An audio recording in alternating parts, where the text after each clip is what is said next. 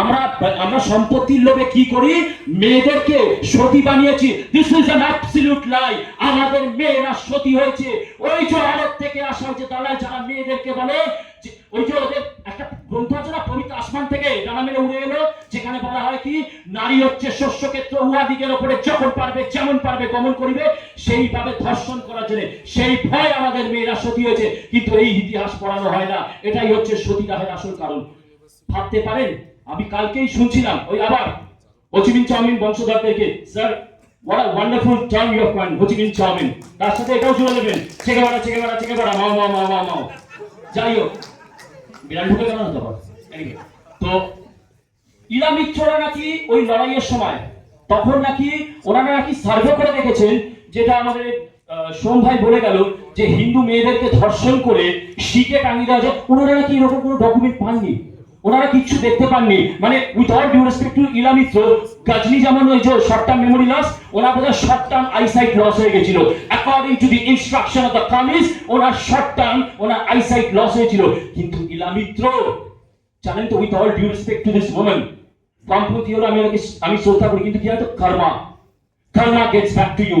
তিনি তো চলে গেছেন ছিলেন কোথায়, পূর্ব পাকিস্তান। সে পূর্ব পাকিস্তানকে তিনি তার দেশ মনে করে নিয়েছিলেন।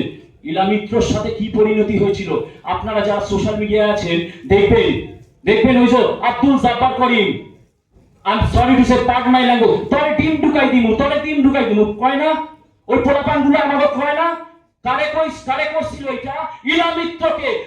আমরা এখানে অভয়া বলি, আমরা দিল্লির নির্ভয়া বলি। ইলা মিত্রর গোপনাঙ্গে ডিম ঢুকিয়ে দিয়ে তাকে বারংবার ধর্ষণ করা হয়।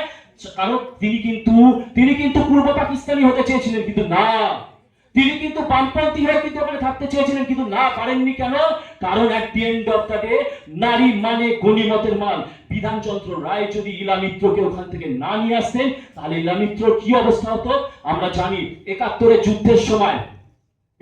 যুদ্ধের সময় হিন্দু মেয়েদেরকে, আমার কথা না, আমি বলছি না, আর ওরা বলে না হোয়াটসঅ্যাপ ইউনিভার্সিটি, তো it's high time for us also to challenge their Alimuddin ইউনিভার্সিটিকে চ্যালেঞ্জ করুন। দেখে নেবেন মুসলমান মহিলা যিনি নোংরা পরিষ্কার করেন তার জবানবন্দি।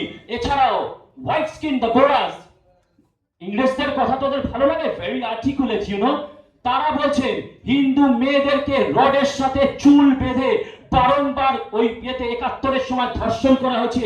তাদেরকে পায়খানা প্রস্রাব পর্যন্ত করতে দেওয়া হতো না, ওইখানেই করবে। চিৎকার করলে ঠোঁট কামড়ে ছিঁড়ে নেওয়া হবে, তাদের পক্ষ কেটে ফরমালিনের মধ্যে রেখে দেওয়া হতো। আমি জানি না কোন এক্সপেরিমেন্টের জন্য। এই ইতিহাসকে পড়াতে দিতে হবে। আর এরা কি বলছে, গান্ধী নাকি নোয়াখালীতে গিয়ে সব ঠান্ডা করে দিয়েছিলেন। আরে আপনি তো গেছিলেন তো আপনার প্রিয় ছাগলটা নিয়ে, সেই ছাগলটাকেই তো তুলে নিল গোলাম সারোয়ারের চালারা, তো সেই ছাগলটাকে তুলে নিয়ে সেটাকে তো হালাল করে তো খেয়ে নিল। যখন গান্ধী বুঝতে পারলেন যে না এখানে কিছু হবে না, তখন গান্ধী কি বলেছিলেন নোয়াখালীতে গিয়ে, নোয়াখালী থেকে the Hindus should leave from Noakhali right now or else they will perish। আর যখন বলা হয়েছিল তার বাবু আমাদের মেয়েকে যখন ধর্ষণ করা হবে, গোপাল মুখার্জি যখন বলছেন আমাদের মেয়েদেরকে ধর্ষণ করা হবে, তখন এই Mohandas Karamchand Gandhi, I will never call him Mahatma, এই মোহনদাস করমচাঁদ গান্ধী কি বলেছিল, এখানে যত মহিলারা আছে শুনবেন, জিভ কামড়ে সেই ধর্ষণকে সহ্য করবে আর তারপরে তোমরা আত্মহত্যা করবে। I will never call this person the father of our nation. তার জন্য যদি আমাকে সুপ্রিম কোর্টে ফাঁসির আদেশ দেওয়া হয়, ফাঁসির মঞ্চে দাঁড়িয়ে বলবো I will never call MK. Gandhi the father of this nation. আমার রক্ত থেকে আরো হাজারটা রক্তবীজ জন্মে বলবে, আপনারা বন্ধ করুন বলা এই মানুষটিকে the father of the nation. ওই যে বলেছিল না ওই কি হাবিব নাকি ওই ককরোচ জনতা পার্টির এর থেকে, যে भारत का तो माता है, भारत का पिता कौन है तो सुन ले, भारत का पिता है श्री रामचंद्र, मर्यादा पुरुषोत्तम श्री रामचंद्र है भारत का पिता, चक्रधारी श्री कृष्ण है श्री राम भारत का पिता। আমাদের সুভাষ চন্দ্র ভারতের পিতা, আমাদের গোপাল মুখার্জি, শ্যামা প্রসাদ মুখার্জি, এনারা হচ্ছেন ভারতের পিতা। আরে কিতনে ভারত का पिता चाहिए, हर घर से भारत का पिता निकलेगा।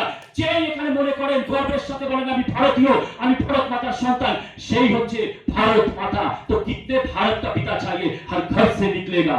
আর একটা কথা বলি, যেটা বলা হচ্ছে সেমিনার, আমি এর সাথে মনে করি যে এই যে ইতিহাস দেখবেন, ইসরায়েল তারা কিন্তু মিউজিয়াম তৈরি করেছে, সেখানে যে তাদের উপরে অত্যাচার, সেই মিউজিয়াম তৈরি করে সেইখানে দেখানো হয়। আমাদেরও মিউজিয়াম তৈরি করতে হবে না, ছিনিয়ে নিতে হবে, ছিনিয়ে নিতে হবে। हम मिलके लेंगे आजादी, कम्युनिज्म से आजादी हम छीन के लेंगे। ওই যে আলিমুদ্দিন যে বড় স্ট্রিটের ওই যে বিল্ডিংটা, ওটাকে ছিনিয়ে নিয়ে ওইখানে আমাদের ক্যালকাটা কিলিং এর যে হলোকস্ট হয়েছে, সেই মিউজিয়াম তৈরি হবে আলিমুদ্দিন ইউনিভার্সিটি। তার জন্য রাস্তায় নামতে হবে বন্ধু, রাস্তায় না নামলে কিন্তু এই লড়াই আমরা জিততে পারবো না। হোয়াটসঅ্যাপ ছেড়ে বেরোতে হবে, জায়গায় জায়গায় আখড়া তৈরি করতে হবে। It's a high time. আমরা কিন্তু একটা খুব কঠিন সময়ের মধ্যে দিয়ে যাচ্ছি। এই যে ককরোচরা বেরিয়েছে না, তাদের বিরুদ্ধে এই যে জেনজি কে যারা করছে, কারণ আমি নিজে শিক্ষক বলে জেনজিদের নিয়ে ডিল করি, তাদেরকে কিন্তু ভুল বোঝানো হচ্ছে, but they are very technical. আমি যাই বলবো তারা কিন্তু অথেন্টিকেট করবে তাদেরকে। সেই জন্য অভিজিৎ দীপকে নামক একটা বিদেশি এসে যদি বুঝে যেতে পারে, তাহলে আমাদের দায় বর্তায় না জেনজিকে বোঝানোর যে তুমি দুর্গা দশপ্রহরণ ধারিণী কমলা কমলা দল বিহারী বাণী বিদ্যা দায়িনী নমামিতং বন্দে মাতরম। এই দায়িত্ব তো আমাদের নিতে হবে। জেনজিদের কাছে যান, জেনজিদেরকে বোঝান। আর তার সাথে যেটা বলছি, বাংলাদেশ নিয়ে কথা হচ্ছে। বাংলাদেশ, এই একটা ব্যাপারে আমি মিস্টার গান্ধীর সাথে একমত। বাংলাদেশে হিন্দুর কোনো ভবিষ্যৎ নেই। আমি with all due respect, CA and all, পৃথিবীর ইতিহাসে কোন দেশ অহিংসার মাধ্যমে, টক্সের মাধ্যমে স্বাধীনতা পায়নি। স্বাধীনতা এসেছে রক্ত ঝরিয়ে, এককালে চরকে আরেক কাল বাড়িয়ে দিয়ে কিন্তু আমরা স্বাধীনতা পাইনি। স্বাধীনতা এসেছে সুভাষের বুলেট থেকে, স্বাধীনতা এসেছে ভগৎ সিং এর সরপরশি কি তামান্না থেকে, স্বাধীনতা এসেছে চন্দ্রশেখরের বুলেট থেকে, স্বাধীনতা এসেছে বিনয় বাদল দীনেশের বুলেট থেকে। আর একটা 18 বছরের ছেলে, ভাবুন বাঙালি কত বড় বাঙালির শত্রু আমরা। হ্যাঁ, ক্ষুদিরাম 18 বছর বয়সে গুলি মেরে, বোমা মেরে উড়িয়ে দিল। তারপরে এই যে আমরা বলি না যে আমাদের এখানে তো রাজধানী ছিল ইংল্যান্ডের, ইংরেজদের, আর ওই যে ভিক্টোরিয়া যেটা বলেন, ওই ভিক্টোরিয়া মেমোরিয়াল, কেন শীতকালে ইংল্যান্ডে তো ঠান্ডাটা বেশি, তো উনি আসবেন এখানে to see the scenic beauty of Kolkata. একটা বোমার, ক্ষুদিরামের একটা বোমার ভয় ওই ব্রিটিশ অফিসিয়ালরা বললো আমরা এখানে থাকবো না। ওই একটা 18 বছরের ছেলের বোমার ভয় ব্রিটিশকে তাদের রাজধানী দিল্লিতে নিয়ে যেতে হয়েছিল। আর সেই ক্ষুদিরামকে আমরা কি বলি, বার খেয়ে ক্ষুদিরাম হয়েছে।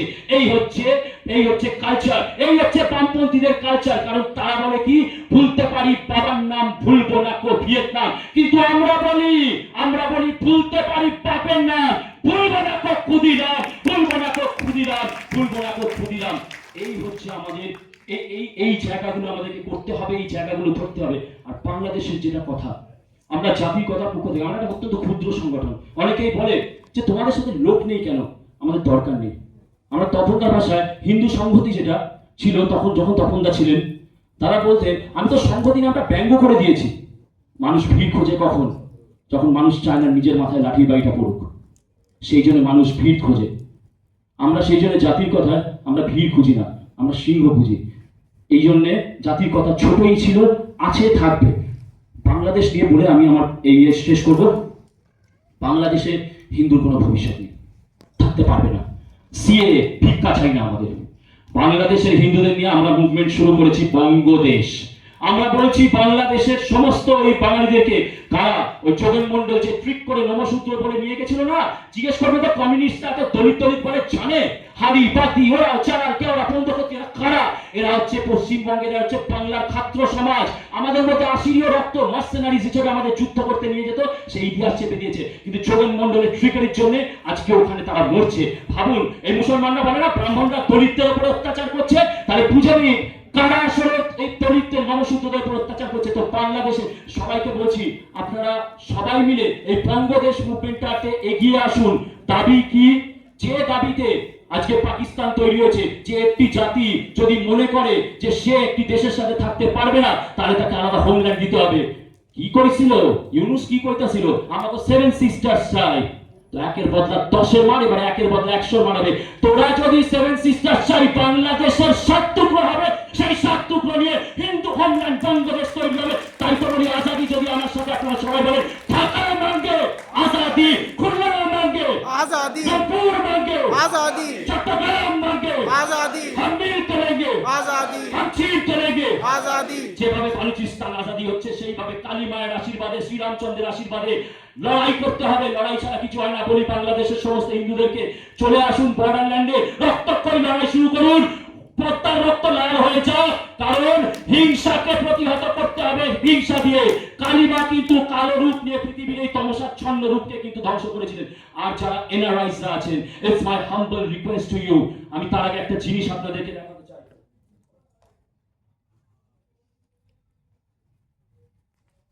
এটা আমরা অলরেডি বাংলাদেশ, বঙ্গদেশ, স্বাধীন বঙ্গদেশের ফ্ল্যাগ, এই স্বাধীন বঙ্গদেশের ফ্ল্যাগ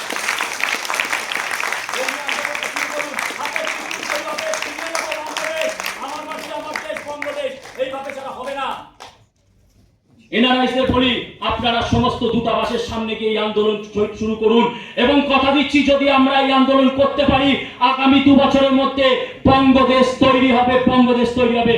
আর তার সাথে একটাই কথা, রাস্তায় নামুন।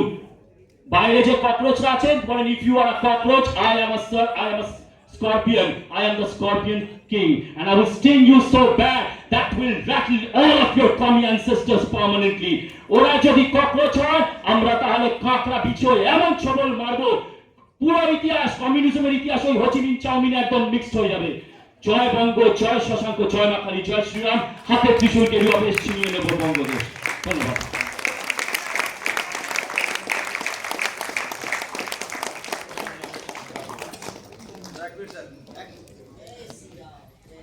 जय श्री राम, जय जय श्री राम, जय जय श्री राम।